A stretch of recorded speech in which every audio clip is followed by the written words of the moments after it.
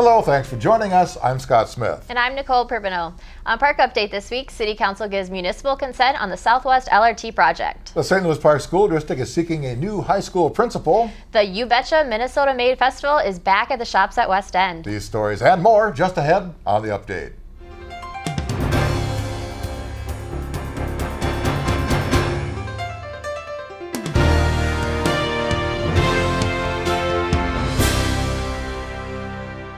St. Louis Park Public Schools is currently seeking an interim principal for the 2014-15 school year. The district is looking internally for an applicant. The school board met in a special session on Friday, June 27th, and voted to not renew the contract of current principal Joanne Karatov. Superintendent Rob Metz said the district will conduct a search during the 2014-15 school year to seek a permanent high school principal. Assistant Principal Scott Myers will lead the school until an interim principal is named. The Hennepin County Library in St. Louis Park will close temporarily for building upgrades on Sunday, July 27th at 5 p.m. and will reopen on Saturday, August 30th at 9 a.m. Upgrades include new carpeting and furniture and an improved teen area. Plus, more meeting rooms, casual seating, and other interior spaces changes will occur. Requests with the St. Louis Park Library as the pickup location will change to the Hopkins Library automatically. Patrons may choose an alternate pickup location for the requests through the My account at hclib.org. The book return at St. Louis Park Library will also be closed during this time. Books and other library materials may be renewed or returned at any other Hennepin County library. Coming up Saturday, August 9th, the biggest concert of the summer, the annual tribute to the music of Bob Dylan, will take place at Veterans Memorial Amphitheater in Wolf Park. Park TV's Jane Kim sat down with event organizer and musician extraordinaire Billy Hallquist to talk about this year's exciting event. You're gonna have to serve some. Serve somebody.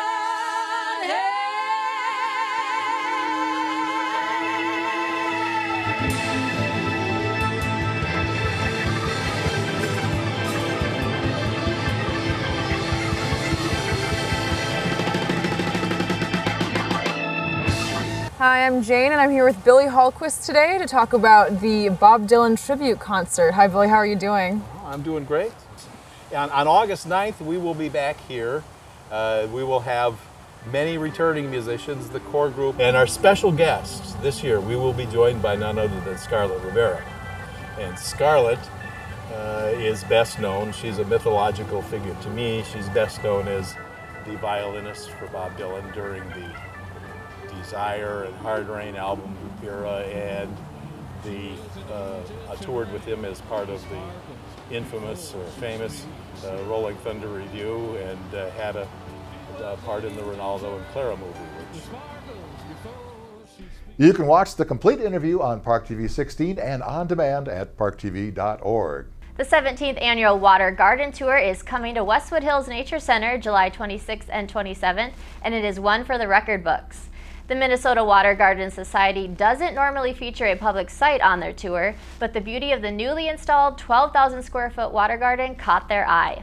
The water garden, installed in 2012, was designed to be used as a natural habitat for animals and plants, an educational teaching site, and a great place to just sit and relax.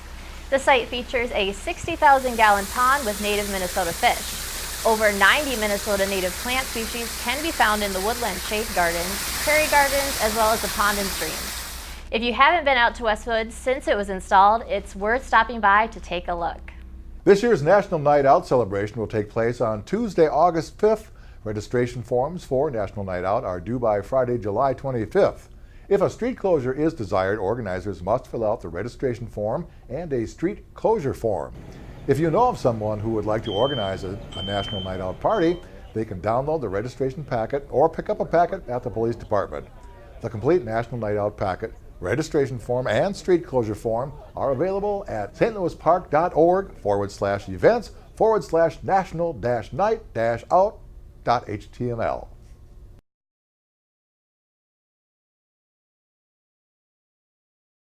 The city is looking for a communications intern. Candidates will provide production and operation assistance for the city's Park TV channels and provide quality customer service and communications.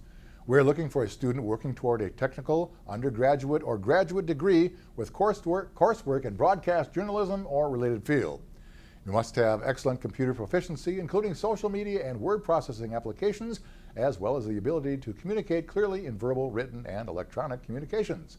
This unpaid internship is 15 to 20 hours a week. Deadline to apply is Friday, August 15th this year, and you can view the full job description and apply online at stlouispark.org/employment.html.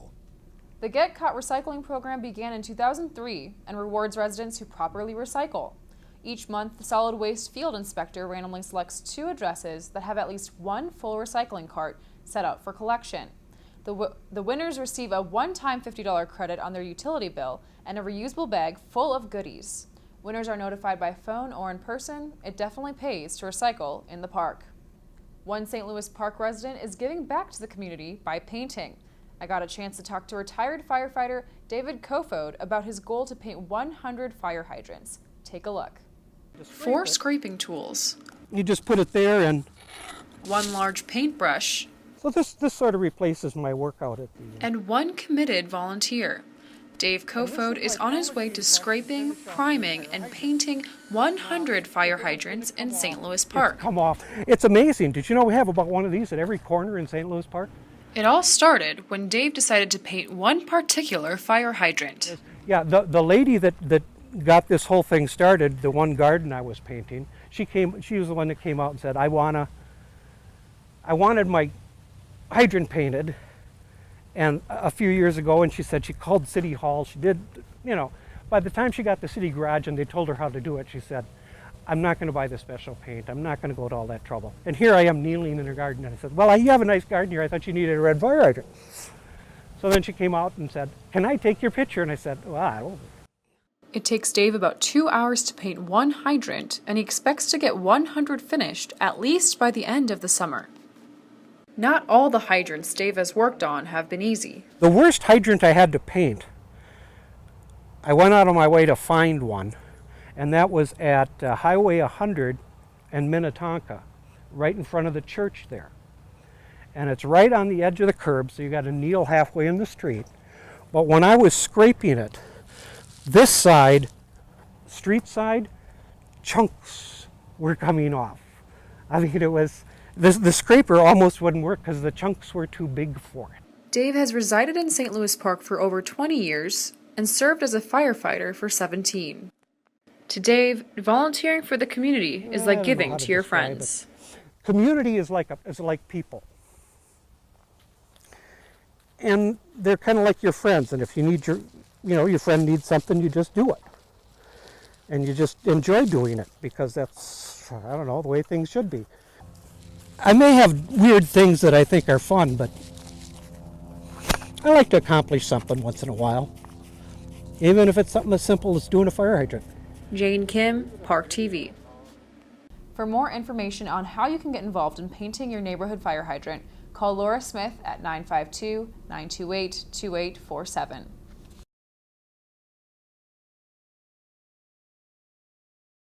Up next, Scott has a City Council update. In council news, John Basil, president of Discover St. Louis Park, provided an annual update to council on the activities of the Destination Marketing Organization. In 2010, the City Council approved an ordinance establishing a 3% lodging tax that would serve as the primary source of revenue for a new St. Louis Park Visitors Bureau, now known as Discover St. Louis Park. Basil began serving as president of Discover St. Louis Park in July of 2011. Since that time, Discover St. Louis Park has been fully established and has made significant progress in promoting St. Louis Park as a visitor destination.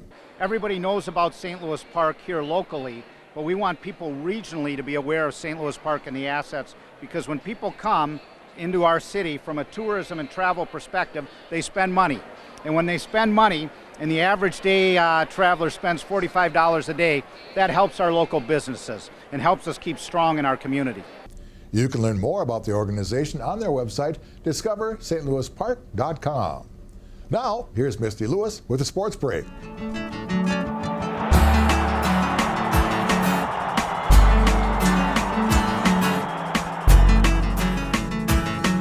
The number Number 2 ranked Benilde St. Margaret's girls basketball team made it to the 6-3A semifinals on Saturday, facing 3rd-ranked Holy Angels. Trailing by just 5 points at the halftime, the Red Knights just could not make up the deficit and lost by those same 5 points, 66-61.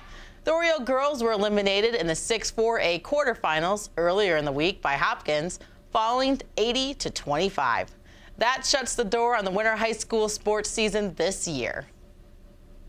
If you hate to see the winter end just yet, you're in for a treat. Come see the St. Louis Park Skate School for their annual skating show, Tropical Paradise, March 22nd at 7:30 p.m. and March 23rd at 3 p.m. at the Rec Center.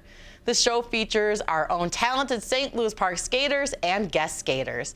Admission is just $2 per person. Children 3 and under are free, and seniors 65 and up are free at the Sunday performance. That's your Park Update Sports Break. I'm Misty Lewis.